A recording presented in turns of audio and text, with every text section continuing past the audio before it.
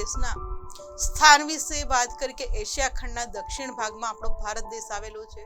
તો ચાલો હવે આપણે જોઈએ આપણા ભારત દેશની અંદર જે જમીન વિસ્તાર છે, જે ભૂમિ ભાગ છે, એટલે કે ભૂપૃષ્ઠના જે વૈવિધ્યને આધારે ભારતને આપણે અલગ અલગ પ્રાકૃતિક વિભાગમાં વહેંચી શકીએ છીએ. કારણ કે પ્રાકૃતિક રીતે આપણે ભારતને ઘણો બધી જે ભૂમિ ભાગ છે વૈવિધ્ય રીતે મળેલો છે. તો ચાલો એના પ્રાકૃતિક વિભાગો વિશે માહિતી મેળવીએ. સૌ પ્રથમ વાત કરીએ વિદ્યાર્થી મિત્રો, આપણા ભારત દેશની ઉત્તર ભાગમાં પર્વતીય પ્રદેશ આવેલા છે કે જેને આપણે હિમાલયની પર્વત શ્રેણી કહીએ છીએ.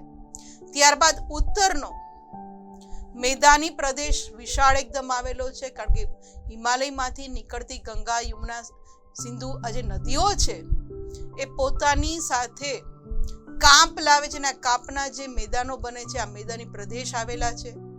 દ્વિકલ્પીય ઉચ્ચ પ્રદેશ આપણા ભારતની અંદર આવેલા છે. તો ક્યાંક તટીય મેદાનો એટલે કે દરિયા કિનારાના મેદાની પ્રદેશો પણ છે.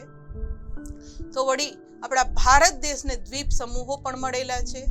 આ ઇમેજની અંદર જે આપણે ભારત દેશની અંદર અલગ અલગ પ્રાકૃતિક રીતે વિભાગો પાડી શકાય એવા ભૂવિભાગો આવેલા છે જે જોઈ શકીએ છીએ.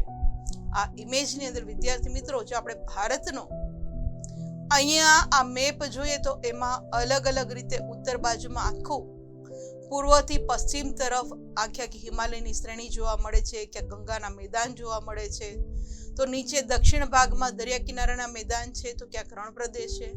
તો આ રીતે ભારતની ભૂમિ છે એ પ્રાકૃતિક રીતે વૈવિધ્યપૂર્ણ આપણે વિવિધ 5 ભાગમાં વહેંચી છે, જે આપણે જોઈ શકીએ છીએ.